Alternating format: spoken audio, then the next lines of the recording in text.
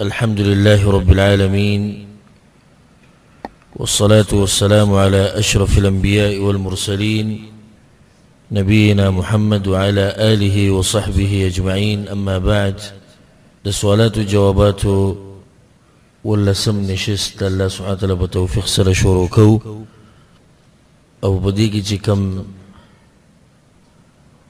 سوالونا یا پختنی شوی دی درونو او د خویندو له طرف نه د هغې جوابات پکو د الله سبحانه وتعالی به توفیق سره.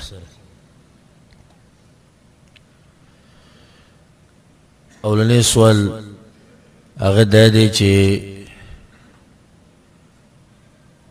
یو سړی اودس وکړي او مونځ وکړي، د هغې نه بعد بیا دنیوي خبرې کوي، یا اودس وکړي او دنیوي خبرې کوي، نو د دې سره د ده اودس ماتېږي او که نه؟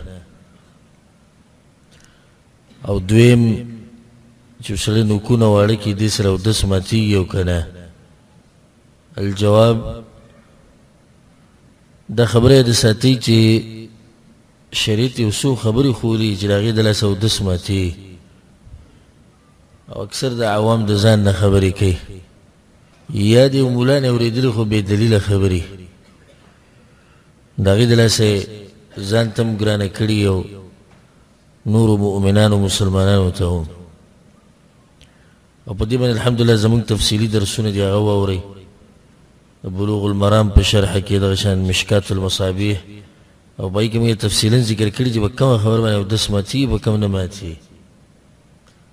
نو قرآن او حدیث کې دا نه دي ثابت چې د دنیوي خبرو سره اودس ماتېږي، او یا د نوکونو واړه کولو سره چې دی نو اودس ماتېږي. نه، دنیوي خبرې خو لا پرېږده که یو سړی د شهوت خبرې وکړي، نو د هغې سره م اودس نه ماتېږي، الا دا چې د نه څه لاړ شي. بیا د اودس د خبرو د لاسه مات نه شو، دې د لاسه مات شو چې د نه مذي یا مني او څه ترې لاړ شي، د هغې د لاسه مات شو.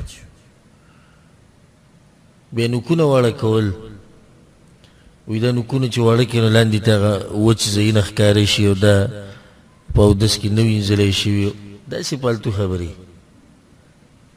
یو سړی دی په سر یې مسحه کړي او بیا یې لاړ شي په نایبو سه ویښته واړه کړي، نو ده اودس مات شو، اودس یې صحیح دی، اګر که هغه ویښته د ده نه ولیدو کوم ویښتو باندې چې ده مسحه کړی و. نو داسې پالتو خبرې چې د عوامو کې مشهوره شوي، دغه شان دا خبره کوي چې غیبت وکړي دې سره اودس ماتېږي. غیبت ګناه کبیره ده، خو دومره دی چې اودس ورسره نه ماتېږي. او چې ټي وي ته وګوره اودس ترې مات شو، دا هم کمزورې خبره ده، الا دا چې یو سړی څه داسې څه وګوري چې د هغې د لاسه شهوت په جوش کې راشي او څه ترې لاړ شي، بیا د هغې د لاسه اودس ماتېږي، خو هسې اودس نه ماتېږي. والله اعلم.